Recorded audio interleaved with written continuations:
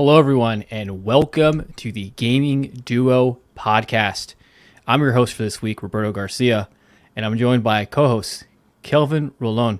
If you're new to the show, we are the podcast that brings you the newest gaming news of the week, and we have profound discussions about said gaming news. Kelvin, how you doing this week, man? How are you? You're good? You're great? My mic was off. Sorry. Your mic was muted. I saw your mic was muted. Great, I was like, I'm doing fantastic. How about you? I'm doing good. It's been a crazy week because of like everything before the holidays. You know how it is, like the holiday rushes. Everyone's just getting food and going to the grocery store, and work is all like, like getting everything done before we all head out.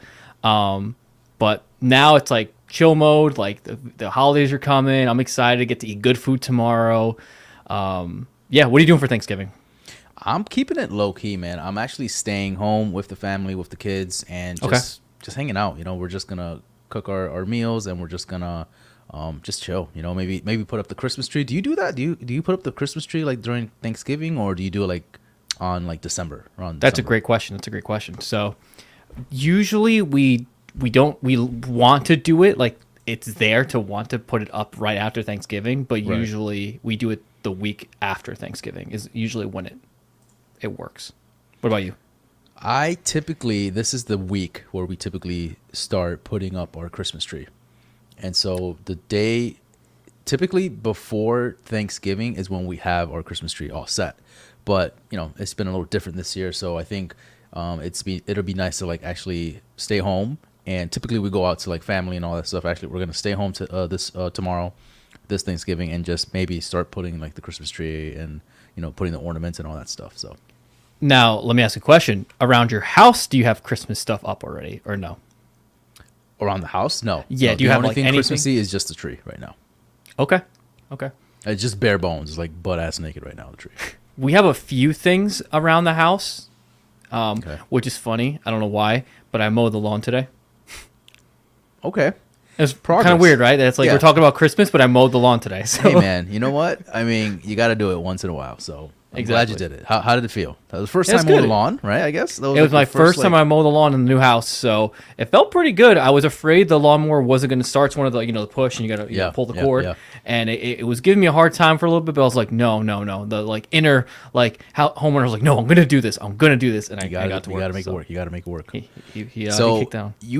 I mean, it was pretty cold outside, so I'm like a little confused as to why you did it. It wasn't that bad. It wasn't too bad, but it needed to get done. Like it was like that weird like space where like it's kind of long and like it will die, but like at the same time, like like I gotta like it's just bothering me. I guess it's the best way, but it's just like annoying me. So I did it, and we're good. So I'll be down home at my parents' tomorrow. Okay, nice. Yeah, I'll be there for a few days, and I'll be going to a Jets game on Sunday. Nice. So that's gonna be fun. Last time we went to a Jets game. Who's playing? Jets versus the Bears. Okay. Yeah. So Jets are gonna get their ass kicked, I'm assuming? I don't think so. I think they just benched their quarterback, so I'm thinking, and he was kind of like making us lose. Okay. So hopefully we're good now. Guys, again, I want to welcome you, and today we're going to be revealing the winner of the PS5 God of War Ragnarok controller. All right, Kelvin has it in his hand right now. He's showing if you guys are live with us. It is beautiful. Before we get into some gaming news, Kelv, how are you liking God of War right now? Just like quick, like just give it to me straight. Every criticism I've had with the previous one, with the first one, 2018, I think they exceeded my expectations in that regard. I think I know with everything that they've done with this game that I haven't finished it yet, but by the time I do finish it, I'm going to really enjoy and love this game. Like, I think it's going to be probably my favorite game of 2022. Yeah, I was same thing. I cannot wait to play. Every time I'm like when I get to play God of War, and it's like I'm playing a story. It's like a movie. I'm reading a book. That's kind of how it feels to me right now. Right.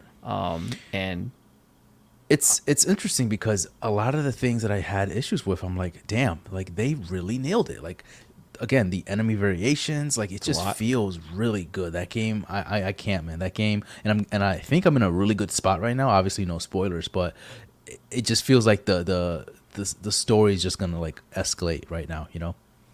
Yeah, no, 100%. I got to a part where I was like, literally like, oh shit, like this is crazy. I couldn't wait, because sometimes it gets a little slow and you're like, come on, let's hurry it up. But There's they some do a certain good job. parts in the game that are, and I think we talked about this already, where like it does get a little slow, and we're just like, all right, like we need to like this is the part where I'm Pick just it up. like, it lasted a little too long, these certain areas. So, regardless, I think it's a phenomenal game right now.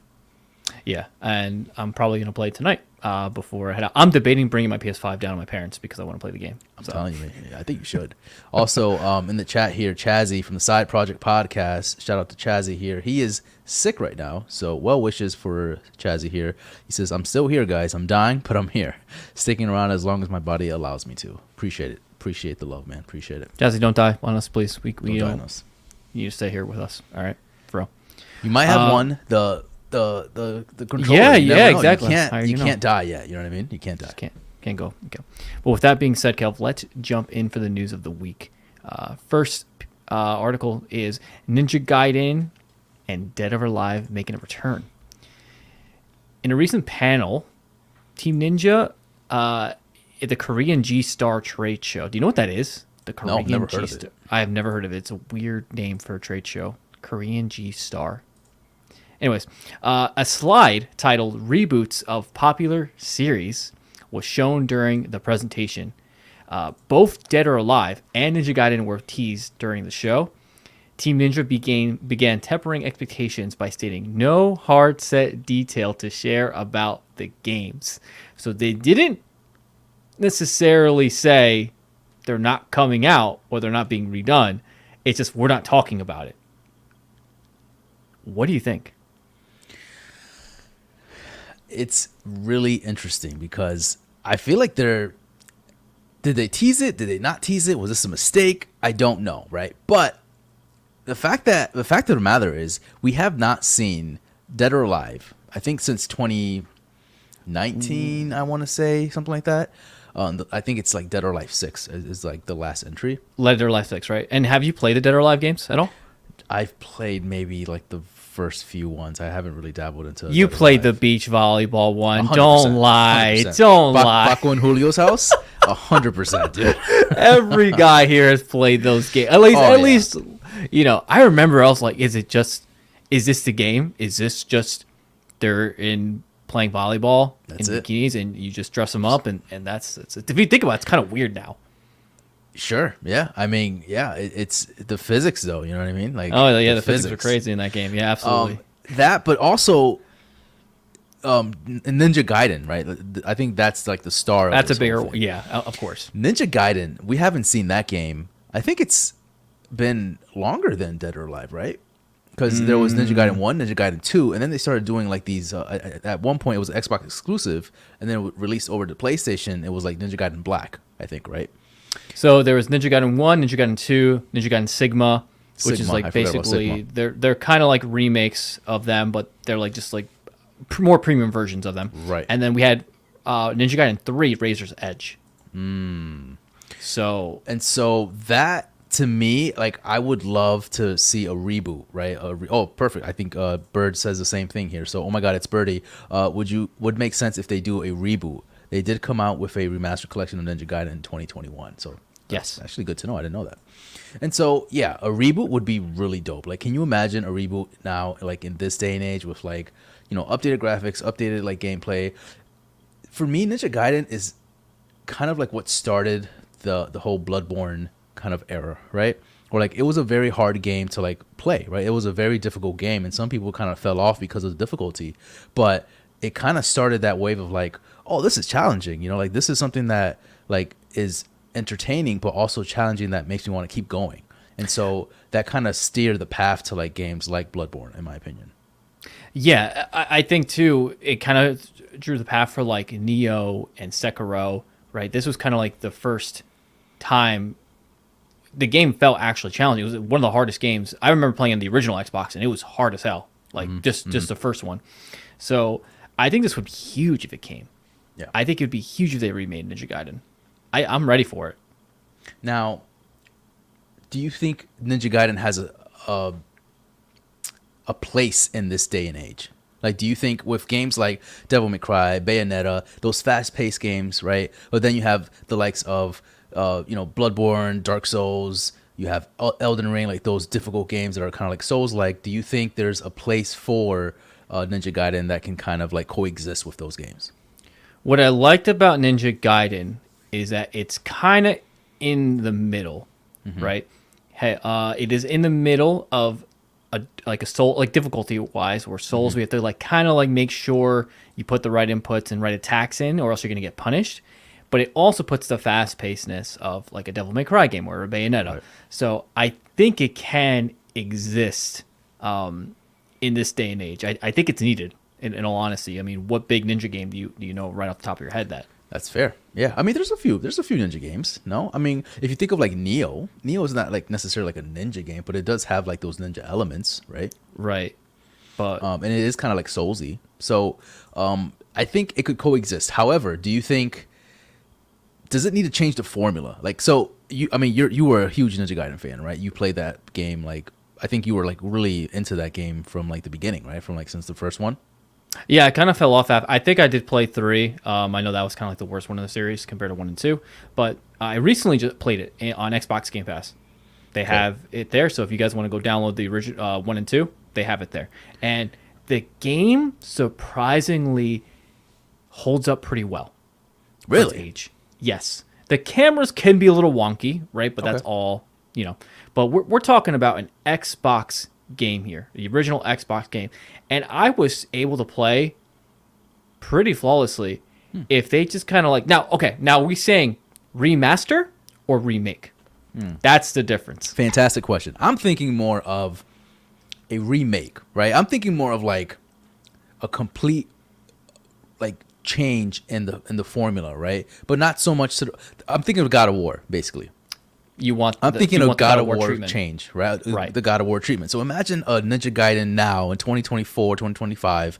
And so they have the bones of Ninja Gaiden, but the different change and pace and formula of like how God of War was changed back in 2018.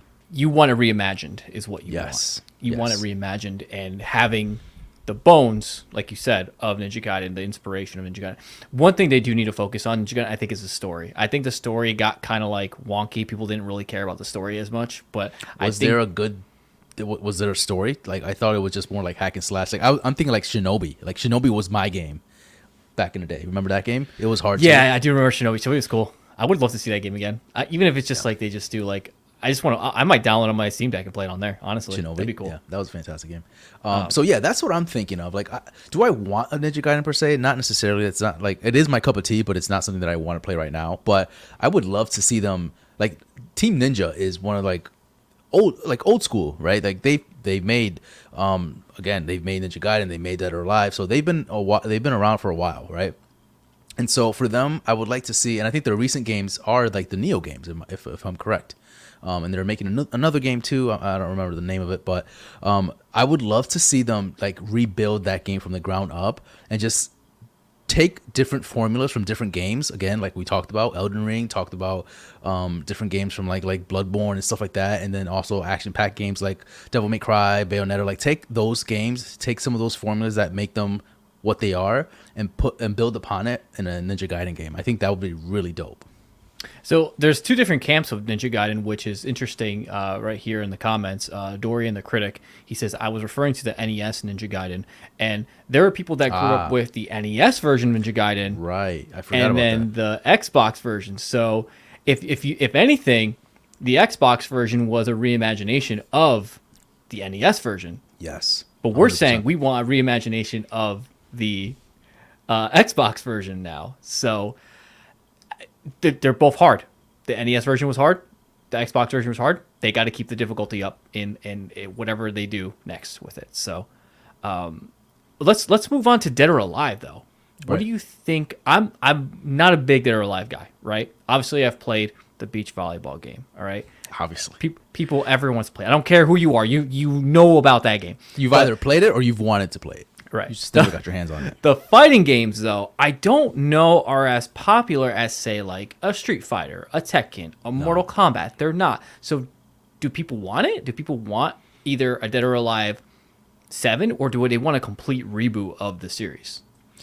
I think it'd be fascinating to see, right? I think at one point I feel like Dead or Alive was a household name. Like, Yes. right? Yes, it was right up there with a lot of the fighting games of the PS2, PS1. I think it came out for PS1. I think it was a PS1 game. But And so it fell off, right? And so people just didn't take it serious, right? You have the likes of Mortal Kombat, you have the likes of Street Fighter, and then Tekken came, and like so it started getting a little robust when it comes to fighting games. But I think it would be really dope if they actually brought that game back again, kind of like style it up a little bit and just give it more of a serious treatment. Again, versus the physics they had back then. Physics and doing all that crazy stuff. Yeah, I mean, let's be honest. It was fun. Right, it was great for like when you were kids, but like at this point, it's just like, all right, like let's right, exactly. So that's what I'm saying. I'm like, they need to kind of get rid of the physics, the tip physics, to be considered serious, because is that why people bought the game for Dead or Alive? No, it's not 100%. Like maybe it's part of it, but especially in this day and age, they might have to tone it back a little bit. They can't 100%. Be doing that. You know what I mean?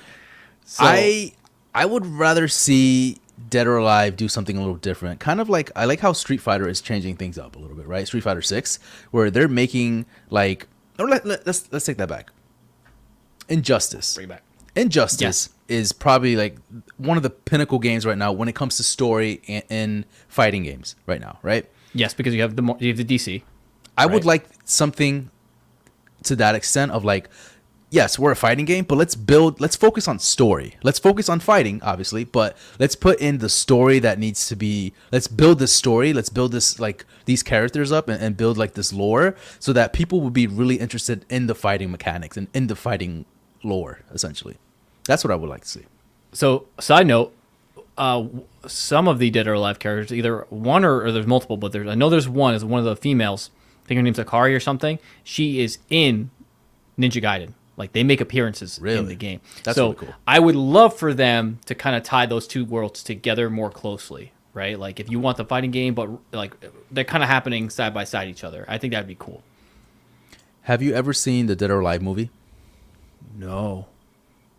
Oh, it's bad. I forgot. No, I know it's bad. I know it's bad. So bad it's good though. Like I actually enjoyed it. It's just bad. It's like back when video games were trying to be cool, trying to be like in the movie space, and it just didn't do well. And it was fun to watch, but it just wasn't anything good. You know what I mean? Okay. I was gonna say maybe play a Dead or Alive trailer. That'd be hilarious, actually, if you could like find the movie. Yeah, the movie trailer. Maybe we bring it up. See if we can bring it up. But yeah, I really want them. I would love Ninja Gaiden again. I love those games as a teenager. I would love to play them reimagined as an adult. I don't necessarily think we need a remaster because like the game's been sent out like a million times already. You know what I mean? So Dead or Alive, they need to do something to spark, especially with Street Fighter freaking 6 coming out. That game looks incredible. Can I do this? Does it exist? Does this not exist? This Oh, I think you got it pulled up. I got it, but I gotta let's remove this for a second. Okay. So what do you guys think of Dead or Alive coming back? Are you guys a big fan of Dead or Alive? Do you care if it makes a comeback or not? Like what is your experience of Dead or Alive? If you guys want to comment about that, because I know most people know Ninja Gaiden, but not everyone knows about the Dead or Alive. Yeah, let us know, because it'll be interesting to see like what people think about it, especially like this generation. You know what I mean? Right. I'd be interested to see. So I'm gonna pull it up here now. Okay, this is a movie. We might get like, I might have to lower this down though, because okay. They're gonna probably. It's already bad. Let's just put it that way. I mean, it's just cool though. Like, it's just like, come on. What is this? You don't remember this? I remember it. This is dope. International spies. I think I'm having a little bit of feedback right now. Someone shut up, but you keep talking. Got it. Yeah, a lot of people in the chat are saying they don't really play Dead or Alive. Chazzy in chat here says, I don't remember the last time I played a Dead or Alive game, to be honest. Then we have Dorian here saying, I don't know about Dead or Alive. So a lot of people just, it just kind of fell off. Like, again, this used to be a household name, and now it just kind of like dwindled away. But this is the part I remember so much. Like, just the fight. It was kind of cool because they were in a tournament, and so they were all trying to fight and win in the tournament. But like, it's so cheesy, but it's dope. Like at the same time. We got another one here. Sarge never saw the movie himself either. But behind the competition, a secret technology is stealing their powers to create an Like it's unstoppable just We're it's going to great. make it. We need to work together. Why don't we just split them up evenly?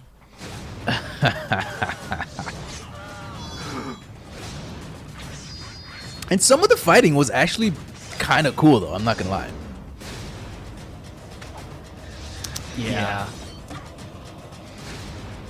Yeah. So, oh my God, Birdie says only played it once for obvious reasons. Then looked at the online shop and stopped playing. And then he follows up with that, bro. This seems worse than Dragon Ball Z Evolution. Remember that? DB Evolutions. So yeah, that's the thing. That's the thing. So like I said, I couldn't really talk during that because it was doing a little echo thing for whatever reason. But yeah, that looks horrible. But it's like it's one of those things you can't take your eyes off because of how ridiculous it is. So I understand completely. Yeah. So there it is. I don't know what a Devil May Cry would look like, or Devil May Cry, Dead or Alive would look like in this day and age. But I'm more interested in the Ninja Gaiden aspect of things. So we'll see what happens. Yeah, let's go ahead and move on to our next topic here. It is about Pokemon Scarlet and Violet. So this is going to be a big juicy one, guys. This is kind of like the ones me and Kelvin been wanting to talk about for such a long time because we're like, this game is insane. With the release of Scarlet and Violet that coming out this past Friday, fans began noticing a really big issue with the series. And in that, it ran like trash. There are multiple performance issues such as gameplay bugs, major drops in frames per second, visual clipping, invisible Pokemon, and just straight up just crashing. Now, the question is, a lot of this is due to the Switch inability to probably keep up with the performance requirements for Pokemon Scarlet and Violet. Before we kind of have a discussion about, is this a Switch fault or is this Game Freak's fault? What do you think of the game so far? I'm gonna be quite honest. I haven't really played too much of it, and I think I've been meaning to do that on purpose because I want to finish God of War Ragnarok. I want to kind of give my time to that game. Okay. So I've played obviously about maybe a few hours of the game, but I just kind of fell back and just like, you know what, I'll play later.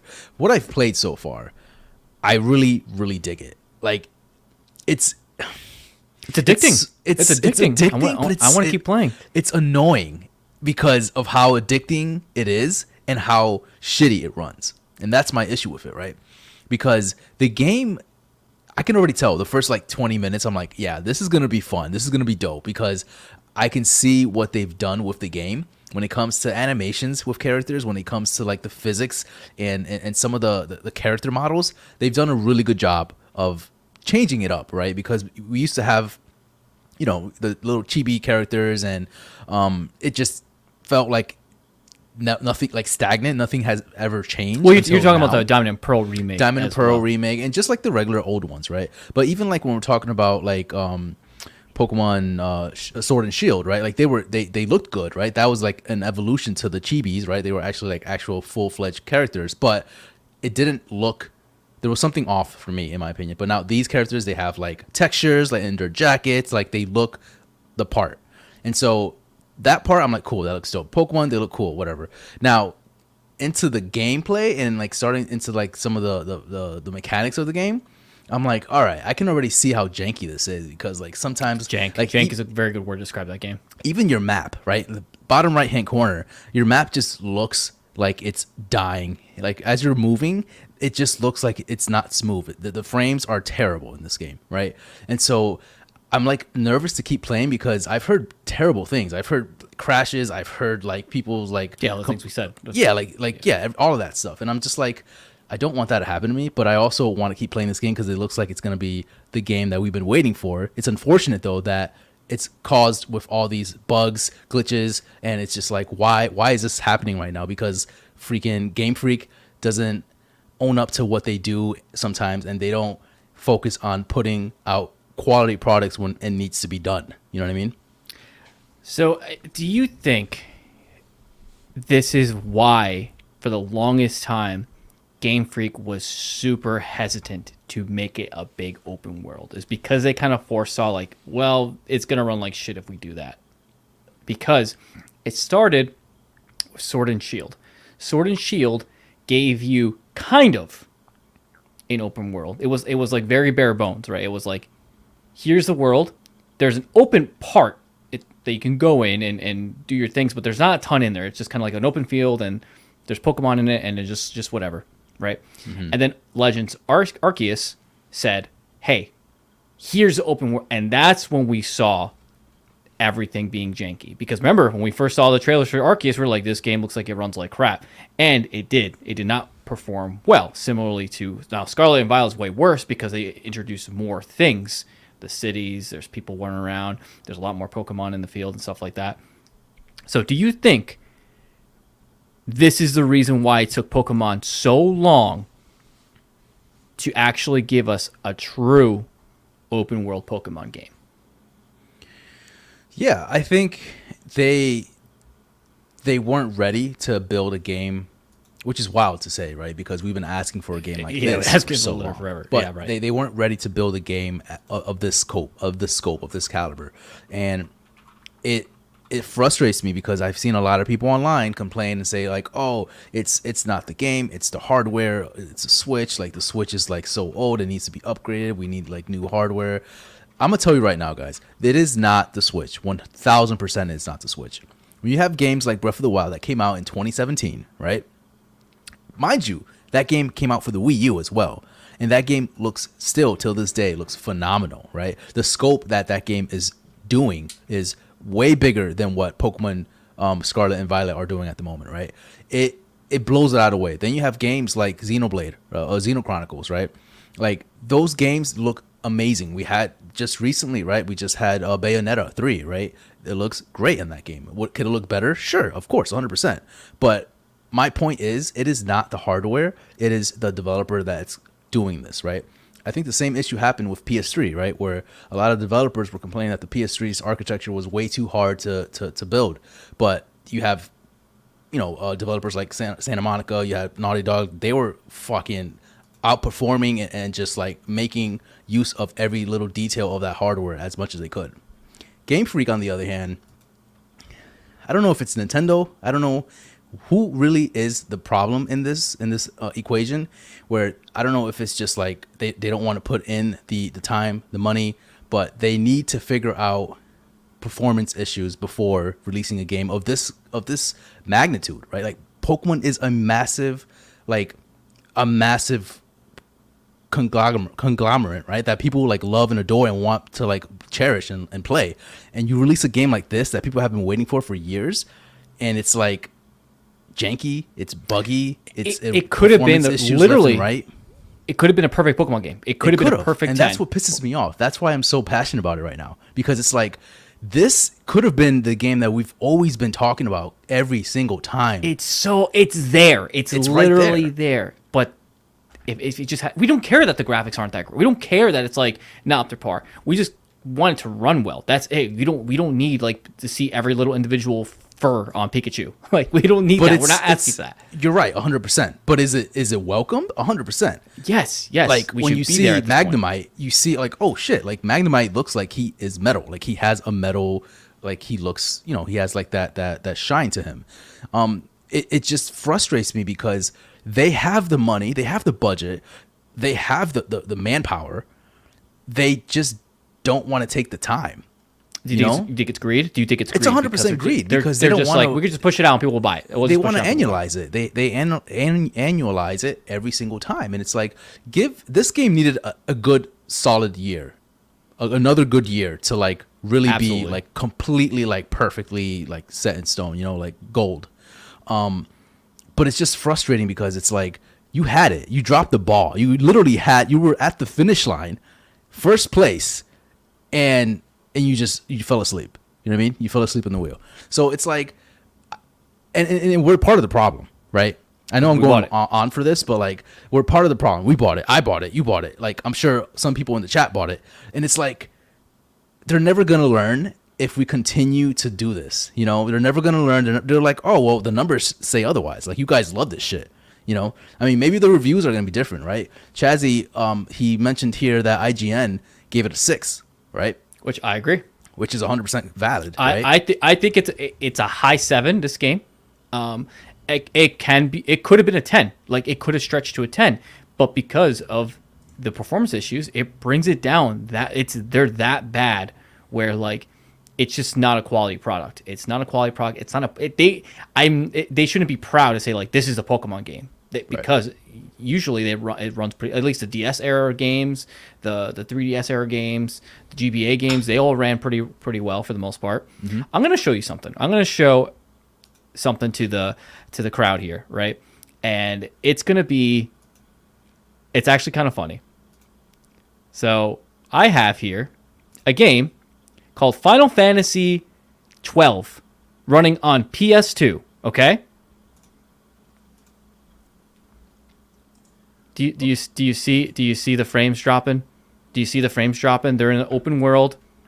The bad guys are moving around. Your party's moving around. There's a bunch of stuff going on. Granted, the graphics aren't great, but like, do you see the frames dropping? No. What Pokemon is doing is unexcusable. This game is like 15 years old, and it runs better than Pokemon Scarlet and Violet. I think a better comparison too, again, like Breath of the Wild, Doom, like any game right now that is on Nintendo's Switch is probably runs better, and I think this runs worse than Cyberpunk from what it looks like, which is wild. Again, this is a Nintendo game. Like this is like it's not made by Nintendo; it's made by Game Freak, but it is licensed by Nintendo. Nintendo never like their pedigree of like quality products is like up here, right? So for them to release this is like the fuck. Like what is this? You know what I mean? Yeah, it's so like it sucks, right? Like we have this game, it's so much fun. I love playing it, but I'm like, it's sometime on play. Like it just looks ugly. It looks so ugly, and it does take away from the experience 100%. And I think Legends Arceus, I think people gave it a pass because Nintendo took a risk and they did something different with it. And it ran fine. Okay, you know there were some issues here and there, but it actually ran pretty decent. But there wasn't as much going on in that game, right? That's there fair. was just you were in the open world, you threw your Pokeball at the Pokemon and they captured it, and that was it. Now we have an actual live world of humans walking around and stuff happening, and so let's talk about the good. Like you've played more than me. So what have you played and what have you enjoyed so far of the game? I like that it just kind of tells you like as soon as the beginning kind of for me felt a little drawn out for a Pokemon game. I know they're kind of getting more like trying to focus more on story, but I just felt like you were just like it was dragging out a little too long. You get to school and you're like, you do this and this and this and this, and I'm like, can I just like go and like do my thing, please? Can I just go? So I kind of felt like it drawn out just a little too long. But then once I'm out, once you're in the world, it's great. I'm going to capture this Pokemon. I want to go here. I'm going to go here. I want to raid battle here. And it's awesome because it doesn't stop you. Like you might see a level 50 Pokemon. You're like, okay, I can't go there now. I'll come back to that. And it's almost like there's too many Pokemon. I'm like, I want to capture him and put him on my team. So the possibilities are endless and it excites me. And like, I feel like I'm actually going on an adventure. This is actually the Pokemon that I felt has the freshest outlook since like Red and Blue, honestly. Like that's what I feel like. So that's a good thing part is like I actually feel like I'm going on an adventure again in a Pokemon game. Yeah. I've heard the story is killer. Like I heard it's actually decent. I think you're right. I think it's kind of the closest resemblance we can get is like from Pokemon like Blue, Red, right? Where it feels like a true Pokemon game. It feels like you're like actually in this adventure and you're like trying to see what's happening and you know what's next, right? Right. And so just going into that first like town, I was like, oh man, like this is massive. Like You got Giddy inside. You got Giddy inside. because like all right, let's check here. Let's see here. Oh, cool. I can dress up my character. Oh, cool. Like I can buy stuff. I can buy food. Like there's a lot of cool, neat stuff that they did. And don't get me wrong, I'm shitting on them because of how poor the game runs. But as far as in terms of scope, in terms of like in terms of like taking a leap forward, they definitely did that with compared to Arceus. Like they moved that like bar and they upped it up a notch. You know, they took the best things. They took the best thing of Sword and Shield. Yes. They took the best of Arceus and they combined the two together. And this is the product. They just had to make it run well. And then it's in my opinion this would have been talks for Game of the Year. Obviously, if it hit the mark, right? I know it was past the mark when it got released, but it would have been in talks of Game of the Year. In all honesty, 100% best RPG, right? If they fix those bugs, but people are going to look back in this game and be like, "Oh my god, it's a buggy mess." Can they fix it? That's the last thing I'm going to start. I was going to ask you. I was going to ask you the same thing. Can they fix it? I think they can, but I don't think they will. Like they can definitely fix a lot of these issues because they're performance issues that you can just update in the background, right? These are things that you can kind of like update, periodically and just kind of like fix when you can with a massive update. But I don't think they will. It's Nintendo. It's not going to be something that's going to be like other developers and other companies are like, oh no, we have to fix this. Like I remember CD Projekt Red, where when that game was released, people were going like the developers were going nuts and they were like, staying late and like actually like trying to patch as much as they could. I don't see Nintendo doing that. I don't see Game Freak doing that. Yeah, Nintendo, take a break for 2 years. Take a break for 2 years for Pokemon. Come back with us with a quality and I hope they're just not like Pokemon Scarlet 2, Pokemon Scarlet or Violet 2, and it's essentially the same game but just like in a different area or a different story. Like they do that sometimes. They did that with Black White, Black 2. They just basically it's like the same overworld, but they just slapped a new number on it and it was a sequel. And I hope they don't do that here. I want you guys to continue to build what you're having because you have a good thing going for you right now. Keep going that direction, tidy it up. And that's what I end with. Great game, but fix your fucking game, right, Kelv? 100%. 100%. Third piece of news here. We have an Elden Ring board game on Kickstarter. Kickstarter for Elden Ring. I keep hating myself, by the way. So you might need to know the audio. Me? No, for the share audio. Oh. Got to take that off. Gotcha. So Kickstarter got an Elden Ring board game. It's live on Tuesday, and within a few short hours, the Kickstarter has reached and surpassed its goal of 178,000 to 1.3 million. Much better. I cannot hear myself anymore. Awesome. Nice. So here is the game that we're looking at. What exactly are we looking at here as far as the pledges? This is what nets you. If you spend $89, you get X. If you spend $179, you get X, and then $429. Those are different tiers for how much you pledge, right? Yes. Yep. So there's 3 pledges: the entry pledge, the core pledge, and the all-in pledge. Essentially, each pledge gives you a different stuff. They give you like DLC. They give you expansions, is what they call it. And it's weird though. The first pledge, you don't necessarily get the game. You don't get the game. You don't get the board game. You get the expansion, which you can still play without the board game. Which is just a Weeping Peninsula, which is one of the starting areas in correct Elden Ring, which is cool. Cool. But it's weird that for $80, for $89, you don't get the actual. It is. You have to pay $180 to get the actual core game, which is it's steep. It's very steep for a board game. Yeah. It's cool that they decided, like, this is like a Kickstarter that actually happened in minutes or in hours. It like just already got like fully developed or fully like what's it called? You know what I'm trying to say. Yeah, it got kickstarted. Yeah. I guess. Yeah, hit the goal. Thank you. So here's the thing about these giant board games, because I play board games myself, is it's not going to be for everyone. This is a specific, like, this reminds me of a Gloomhaven. We played Gloomhaven, right? Do you remember we played over at Ryan's in in Delaware, and Kyle had the game, and you had the different pieces, and you moved across the map with your piece. Do you remember that? No? Okay. No. But it's like Gloomhaven in that sense, where it's a very involved game, and you kind of need a group, right, to go into this and be committed. It's, like I said, they're definitely using the license as far as like charging how much for this game. So say this was not Elden Ring and it was just like a random, here's a world, be a lot less expensive. But because of the licensing, it drives the price insanely high because of that. Is this something that you're probably going to get? I would look into it. I mean, again, they But would get you play it? Or would you play it?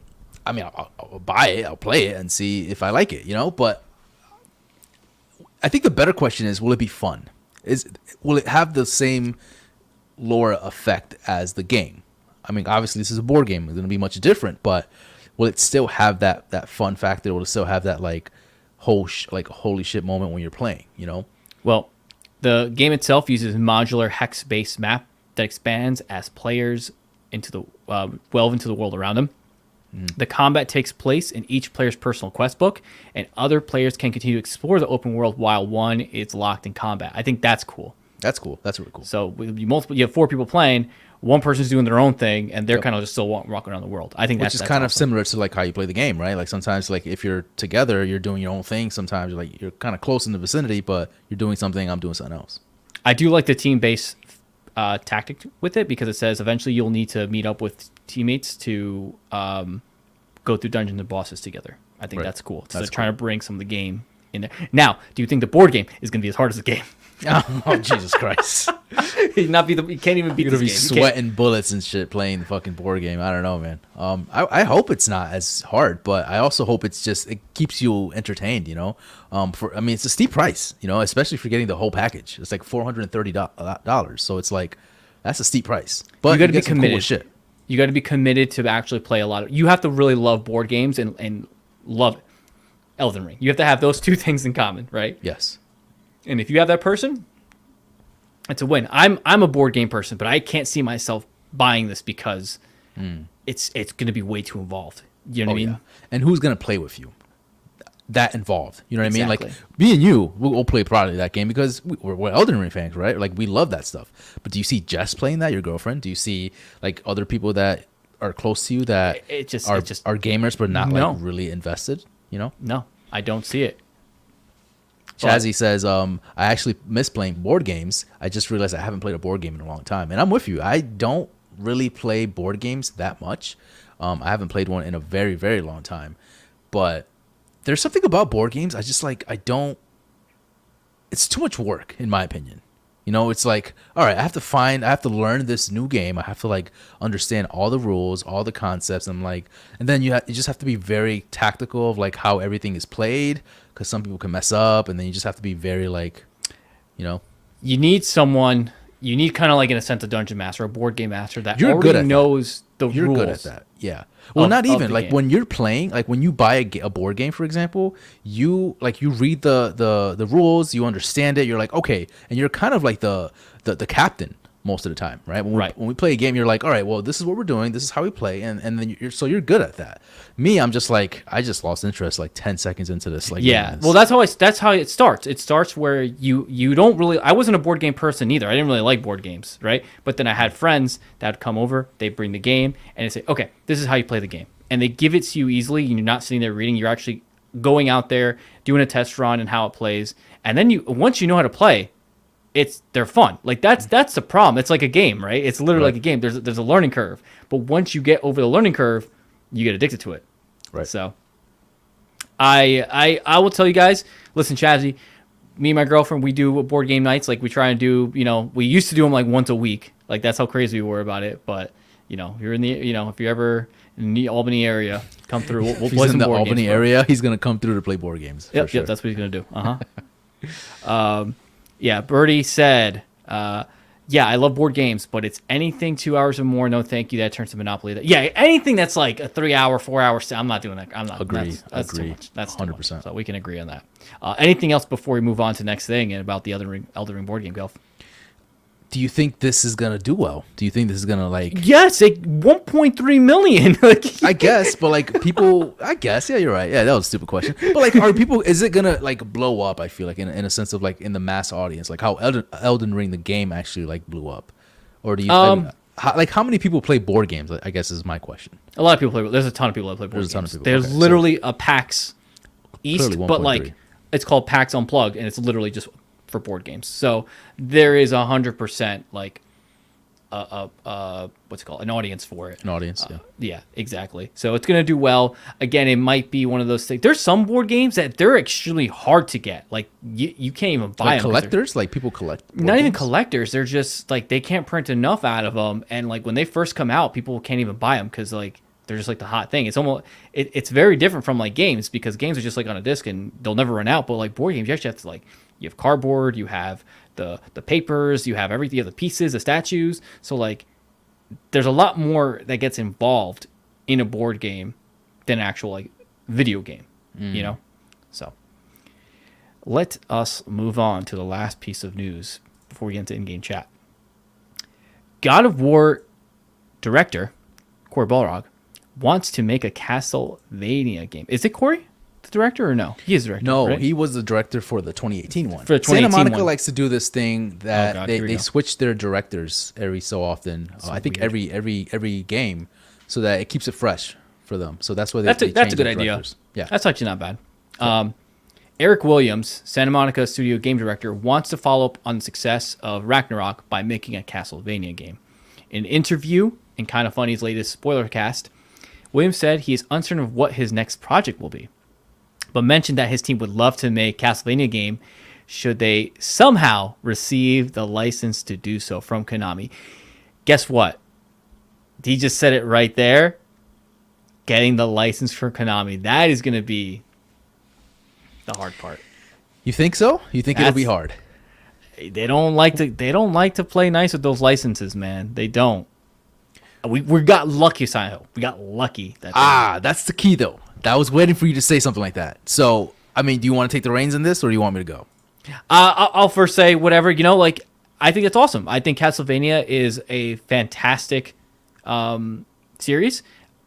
I watched the anime on Netflix. Loved it. And I would love to kind of see it do the next jump in this new generation. I feel like we haven't had a good Castlevania game in forever. I would love to see his take on it because of the success he had with Ragnarok. That'd be kind of sick if we had we were able to play with those characters, Alucard, Simon Belmont, like all these characters, especially because of like Super Smash Brothers. Like they open the door to like Right. being understanding these characters, who they are. 100%, So I want to see this world. I think it would be a cool world. I agree, man. I think, will this ever happen? Probably not, right? But just stick with me though, because this could be really interesting. And this is how things work sometimes in the gaming industry, when like, someone wants to do something really bad, like some passion project, and then it ends up happening because, word of mouth, and it just kind of like, starts creating this like fire effect, right? Eric Williams, right? That's like the key puzzle. And then you have Silent Hill as another key puzzle, right? Stick with me. So Eric Williams, he's now like this like renowned like director because Right. he made this fantastic game with the help of Santa Monica, and God of War Ragnarok is like probably the best game of 2022 right now at this point, right? Obviously we have Elden Ring and all that stuff, but again, and we haven't talked about this, but God of War, I think they just announced it today, sold 5.1 million copies in its first week. It's like number one. Well, it's the number one PlayStation game title of all time. It time. sold the best. Yeah. So that tells you something. Like he did a good job. Like, And so you have Eric Williams, you have Santa Monica, you have Konami, who has these amazing titles, IPs that are just kind of locked up at this point, right? And they see this. Konami must see, hey, Eric Williams, he's made what? Oh, he's part of Santa Monica. Oh, he's God of War Ragnarok. Oh, 5.1 million. Oh, like those start trickling into a something 100%. like they big, see the dollar right? signs. They see the dollar They signs. see the dollar signs. And now, again, back to Silent Hill. Now we see with that Silent Hill, whatever they called it, like that showcase that they did, we see that Konami is willing to give their IP to different developers, right? to the right developers that they trust, that the money makes sense. I can't imagine them not seeing Santa Monica and be like, shit, we need to work with them somehow. If they want to make a Castlevania game, think of all the money they'll make. Think of the praise they'll get just by doing something like that, right? And Eric Williams, like, he's no stranger to making great video games. He's been doing God of War since the very beginning, since the first one. He's just never directed. This is the first time directing. And so this is a huge deal.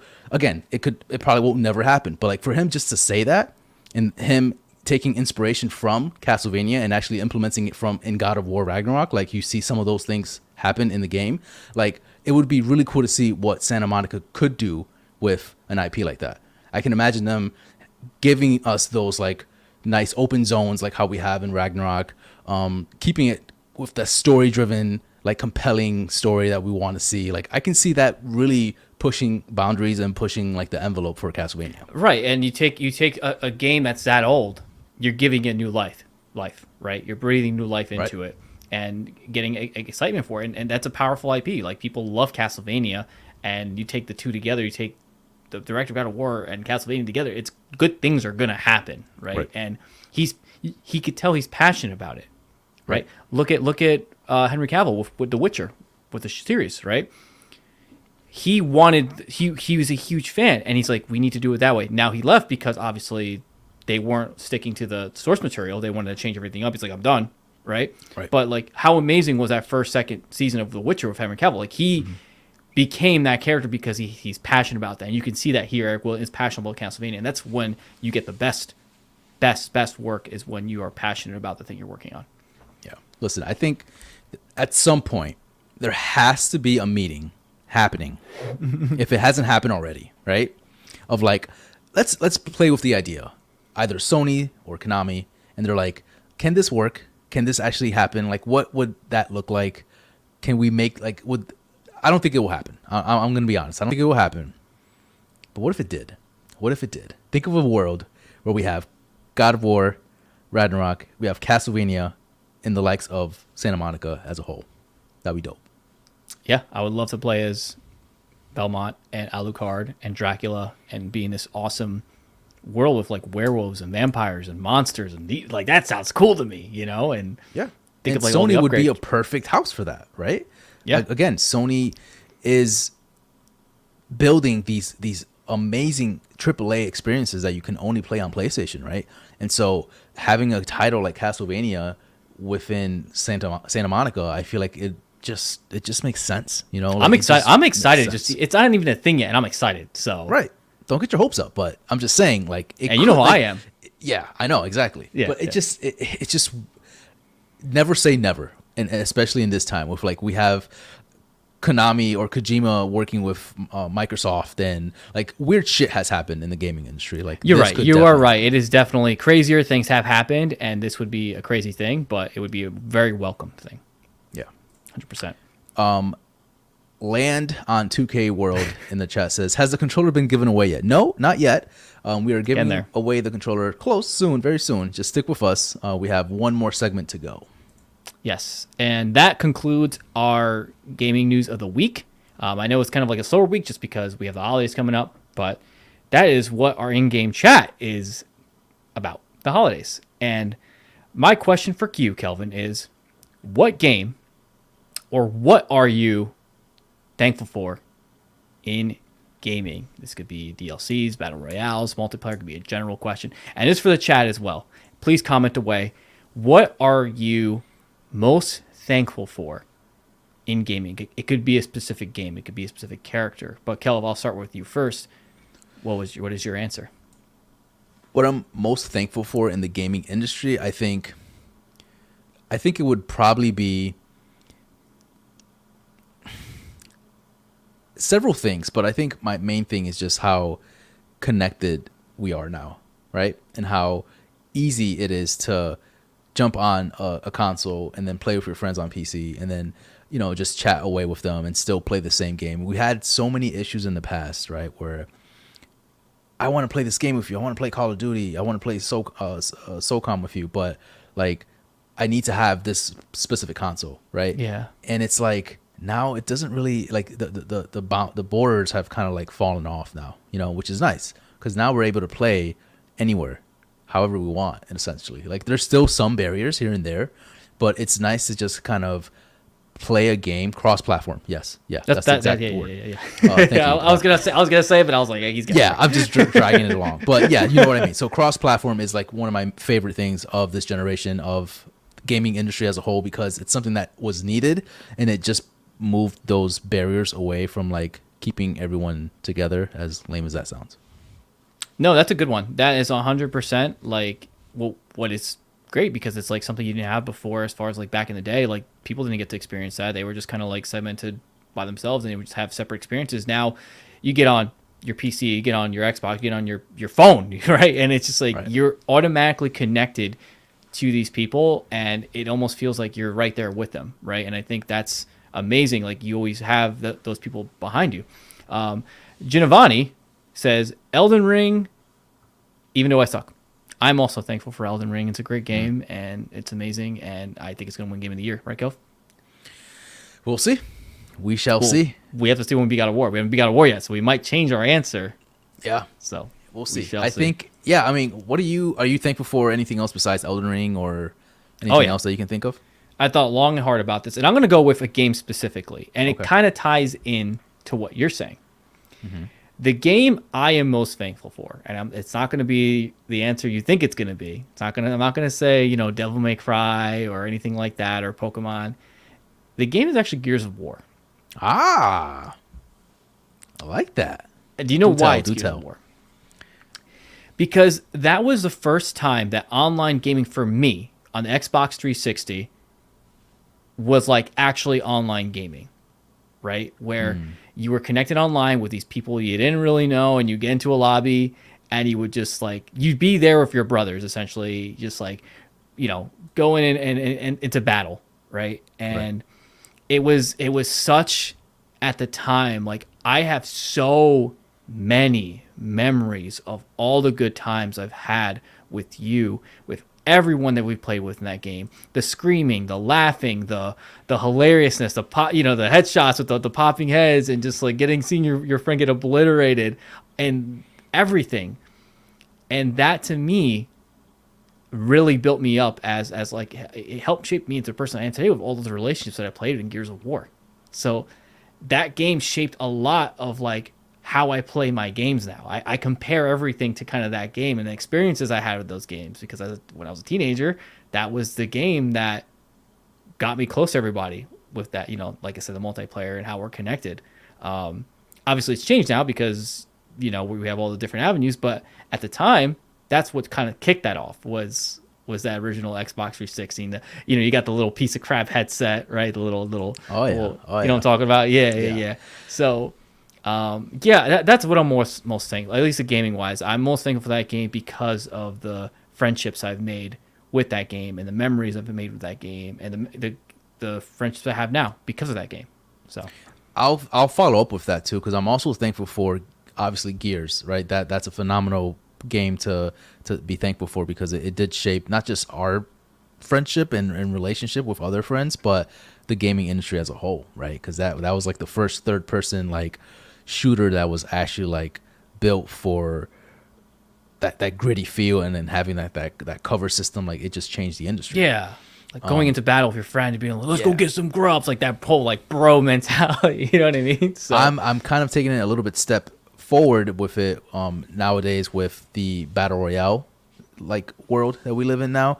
I think I'm very thankful for that, and I know some people kind of don't like that term battle royale at all, but I've made so many memories with games like Fortnite, with games like Warzone. Like we've built so many cool, like not just friendships, but just like memories from them, because you are able to build a story within those games, right? Exactly. And it like Halo 2 and all that stuff. Like, yeah, dude. And I just love those moments where, like, in Fortnite we were like so close to winning, or we won a whole entire, like we won a match and we were just like excited and then just like pumped. It's times where like we just had it, or like we were almost about to lose, but we actually like clutched it. Like there's so many cool moments in Battle Royale that I'm like, damn, like that was a night. That was fun, and it just brings me back to the old days when we used to play like co-op, or we used to play Gears, or we used to play Halo back in the day. Like those times just kind of bring me back to that. I mean, if you think about it, Warzone was kind of like the first iteration of Battle Royale, because if you died once, you were dead. Yeah. You didn't 100%. respawn, right? You didn't respawn, Yep, so that's true. That's a lot. I'm gonna just like highlight some of the comments here. Chazzy from the Side Project podcast said, "I'm thankful just for gaming in general. Always an escape. Always bringing people together. Bring joy, fun. I'm thankful that you're still here, Chazzy, and I know you're very sick right now, and I hope you feel better. Appreciate it, bro. Yeah, we Appreciate appreciate it, you. Oh my God, it's Birdie. Thankful for playing Warhawk. Yes. Had so many good memories in that game. Met Kelvin in Yes. that game and a few Absolutely. others. So that's actually how this two met, like through Warhawk. Yeah. And you're here talking about like 100%, 10 dude. years ago. It was such a revolutionary game back in the PS3 era, and meeting Birdie, beating like what was it? I forget. Koji. I think it was Koji. We had like a clan going on. It was just fun, man. So that game for sure, Warzone or Warhawk, was like all time for me back in the PS3 era.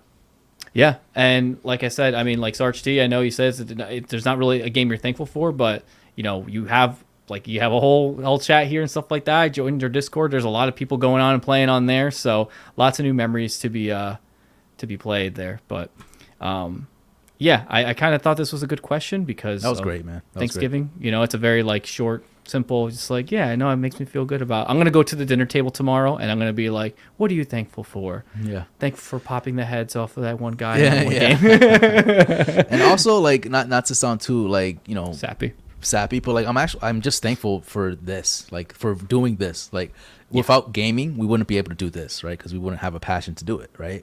So I'm thankful for gaming in general, like someone said in the chat. But like I just feel like having this opportunity to like just be on camera and talking about games, talking about passion that we love to do, and then having a chat. Thank you guys so much for even just chiming in and just kind of like communicating with us and just just being a part of the chat. Like that fills my heart so much. You guys have no idea. So this is cool for me. Like this is all great. So I'm thankful for that. I'm also thankful for that. And we're going to be saying that when we're, in nursing homes at 8 years old. Hey, Sonny, remember when... Remember that YouTube channel we did? in Super Smash Brothers, I can't even play now. Anyways. I'll beat your ass. Falls asleep. Yep. All right, I think the people want something, Rob. I think they want. I think it's time. I think it's the finale. We what was it? 2 weeks ago we posted it. I think something like that. Yes. So finally, we're going to announce the winner of the God of War Ragnarok controller. Kelvin, I'm gonna have you do the honors. You're the one that kind of came up with everything as far as the idea goes. So can you tell us who won the God of War 5 or PS5 God of War Ragnarok controller? Let me pull it up here real quick because I have the winner. Okay, let's do it here, and I'm very excited to show you guys. This is actually really dope because this is someone we know, and it's actually really cool to see someone that we know actually win something. So the winner of the PlayStation PS5 exclusive controller God of War Ragnarok limited edition, this guy right here, goes to... Let's see it. Take It Easy Jono. Take It Easy Jono is the winner. Let's go. Congratulations. This will be shipped out to you. We'll talk about details afterwards. But yes, you have won the God of War Ragnarok limited edition PS5 controller. If you guys don't know, he is also another podcaster, surprisingly, and he is part of the Elder Trolls podcast. So definitely check that out. They are an awesome group of brothers that talk about games just like us, and I am happy that someone that we know, like I said, was able to win.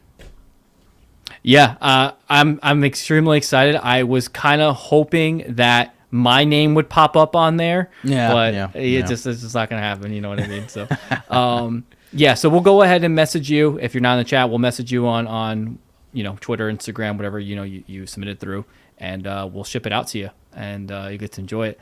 But guys, this isn't the last time we're gonna do a giveaway. No, we're gonna try and do more of these, and we love you guys in the chat, like chiming in and stuff like that. So, we want you to be part of this community. We want to do these giveaways. And the way we're able to do these giveaways is by you guys coming in and joining in and having the conversation.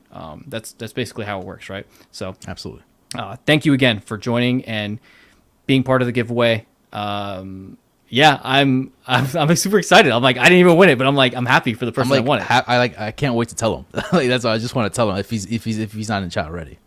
Yeah. So, yeah, thank you guys so much for joining in for this episode. Everyone, seriously, have a happy Thanksgiving.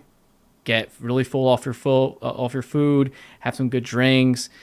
Talk to just have a good time. Enjoy the time with your family. Don't stress. Just relax. Enjoy your time with your family, 100%. Whether it's your family, like blood related, whether it's your friends, family's family. Yeah, exactly. So thank you guys again so much for tuning in. We will see you next week. And we have some pretty fun stuff planned for next couple episode 100. So stay tuned Episode for 100 that. coming up, you guys. Stay tuned. That's the next big one. So stay tuned. Well, anything else, Kel, before we head out for the night? Real quick, guys, if you guys want to support us, follow us. Definitely go on to your social media. You can follow us there if you haven't already, or go to thegamingduopod.com. You can check out our, Spotify, Apple. Rate our channel if you don't mind. That would be fantastic. And yeah, man, just if you want to support us, please do. We appreciate it. Yeah, join our Discord. We're Discord, there, yeah. So call away. All right, everyone. Happy Thanksgiving, and we'll see you next week. See you guys.